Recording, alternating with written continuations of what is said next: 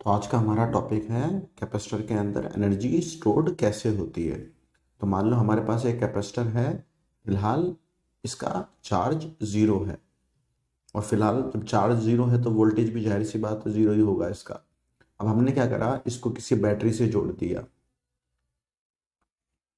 जब बैटरी से जोड़ दिया तो कैपेसिटर एकदम से तो चार्ज होता नहीं है, जैसे आपके मोबाइल के मतलब वैसे तो एकदम से ही चार्ज होता है, इंस्टेंटेनियस कैपेसिटर। तो आपने बस प्लग में लगाना है, बटन ऑन करना है, हो गया। पर फिर भी हम एक बार को ये मान के चल रहे हैं कि धीरे धीरे होता है। तो मतलब होता क्या है, इसमें चार्ज के टुकड़े जाते हैं। तो सबसे छोटा टुकड़ा जो चार्ज का जाता है वो हमने मान लिया डी क्यू।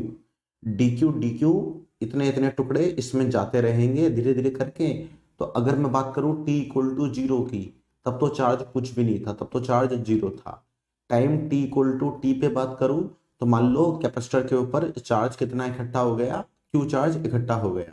और मैं अब बात करूंगा time T plus D T, मतलब थोड़े से आगे वाले टाइम की, इतने से टाइम की। इतने से टाइम में अगर मैं निकाल लूंगा एनर्जी या वर्क डन, तो वही उसको बाद में कर दूंगा इंटीग्रेट। तो छोटे से time T plus D T में चार्ज कितना आ गया हो गया है इसके ऊपर, क्यू प्लस डी क्यू। अब मुझे निकालनी है यहाँ पे एनर्जी स्टोर्ड।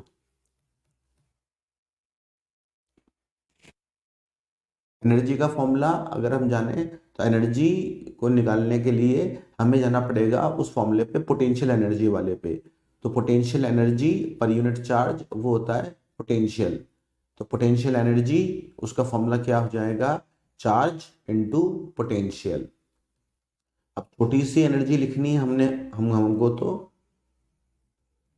अच्छा, जब चार्ज Q था तब इसका पोटेंशियल क्या हो गया होगा, तो potential Q equal to C V होता है। तो ये हो गया होगा Q बाय सी। तो अब हम इसको यहाँ पे करेंगे, छोटी सी एनर्जी हमको निकालनी है।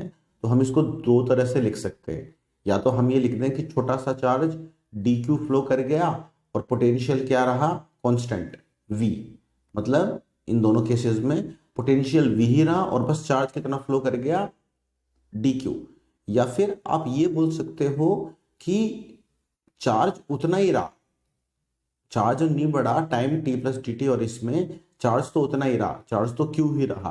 हाँ, वोल्टेज क्या हो गया, यहाँ पे वोल्टेज था वी, तो यहाँ पे वोल्टेज हो गया डीवी, थोड़ा सा वोल्टेज बढ़ गया। तो यहाँ पे आप इसको फॉर्मूले को ऐसे भी लगा सकते हो, क्यू डीवी। दोनों तरीके से आंसर सेम आएगा। 99% आपकी किताबों में ये वाला तरीका दिया हुआ होता है। तो आप इसको फॉलो करते हो जनरली, तो फॉलो करना ठीक है, आसान है। मैं आपको दोनों तरीके बता दूंगा। कई बार डाउट आ जाता है, एक बच्चे ने डाउट पूछ लिया था एक बार, इसलिए मुझे याद रहेगी ये चीज बतानी।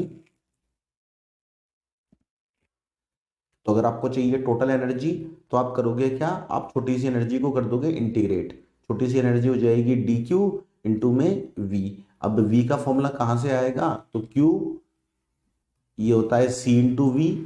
तो वी का फॉर्मूला क्या होगा, तो V का फॉर्मूला होगा Q बाय सी। तो यहां से C बाहर आ जाएगा, यहां बचेगा Q डी क्यू। चार्ज की लिमिट शुरू में जीरो, बाद में Q मान लो। तो Q डी क्यू, इसका इंटीग्रेशन क्या हो जाएगा, इसका इंटीग्रेशन हो जाएगा क्यू स्क्वेयर बाय टू। और जब इसमें हम लिमिट रखेंगे जीरो से Q की, तो फॉर्मूला आएगा हमारे पास में क्यू स्क्वेयर बाय टू सी। अब यहाँ पे आप Q को सी वी रख सकते हो, तो एक फॉर्मूला आपका ये बन जाएगा हाफ सी वी स्क्वेयर। और एक फॉर्मूले में आप गायब कर सकते हो C को, तो फॉर्मूला बनेगा उसमें क्यू वी बाय टू।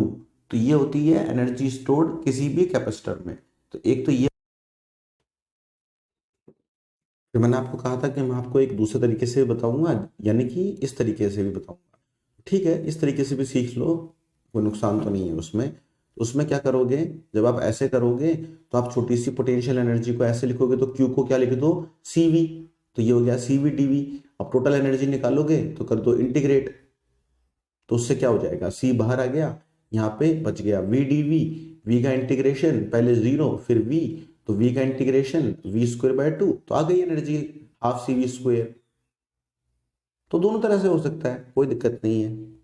लगे हाथ, उसको भी निपटाई देते हैं। उस डेरिवेशन का नाम होता है एनर्जी डेंसिटी।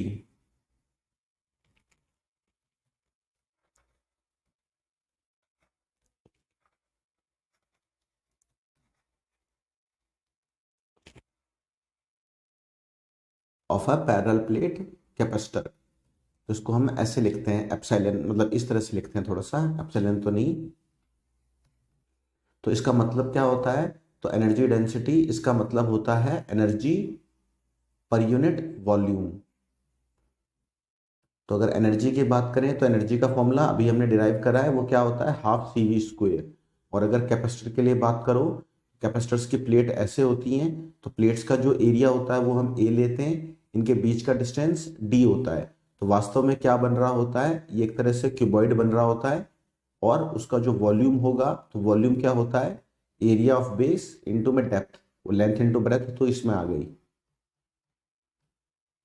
तो बटे में वॉल्यूम, तो वो हो गया ए इंटू डी। अब पैरेलल प्लेट कैपेसिटर, तो उसकी कैपेसिटेंस का फॉर्मूला, पैरेलल प्लेट कैपेसिटर की कैपेसिटेंस का फॉर्मूला होता है epsilon naught A by D. तो अगर मैं इस फॉर्मूले को यहाँ पे यूज कर लूंगा, फॉर्मूला क्या हो जाएगा, ये हो गया था सी वी स्क्वेयर बाय 280। अब यहाँ पे मैंने सी की वैल्यू रख दी, तो वो आ गई epsilon naught A by D.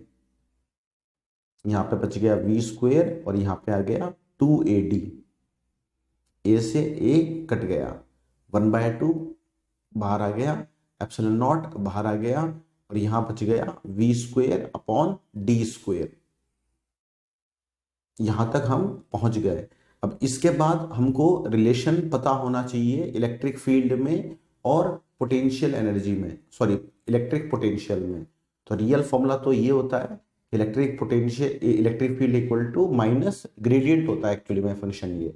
पर हम सिंपल फॉर्म में इसको ऐसे लिख लेते हैं, और सिंपल फॉर्म में लिखो तो इसको ऐसे लिख लेते हैं, पोटेंशियल पर यूनिट डिस्टेंस।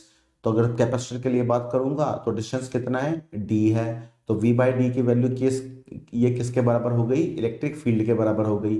तो जो एनर्जी डेंसिटी आई आपके पास,